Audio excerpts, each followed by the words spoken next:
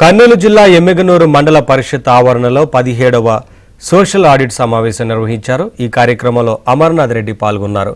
ఉపాధి హామీ పనులపై వారం రోజుల పాటు ఒక ఎస్ఆర్పి 7 డిఆర్పీలు విచారణ జరిపారు. గ్రామ సభలు నిర్వహించి చేసిన ఖర్చులు, జరిగిన అవినీతిపై వివరాలు సేకరించారు. ఉపాధి హామీ పనుల్లో అవినీతి జరిగిందని అమర్నాథ్ రెడ్డి తెలిపారు. అవినీతి అక్రమాలకు పాల్పడిన వారిపై కఠిన చర్యలు తీసుకుంటామన్నారు. అక్రమాలు లేకుండా పనులు నిర్వహించాలన్నారు. కడిమెట్ల గ్రామ పంచాయతీలో ఎక్కువగా నిధులు దుర్వినియోగం అయినట్లు వెల్లడించారు.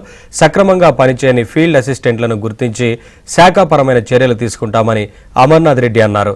రాజకీయాలకు అతీతంగా వ్యవహరిస్తామన్నారు.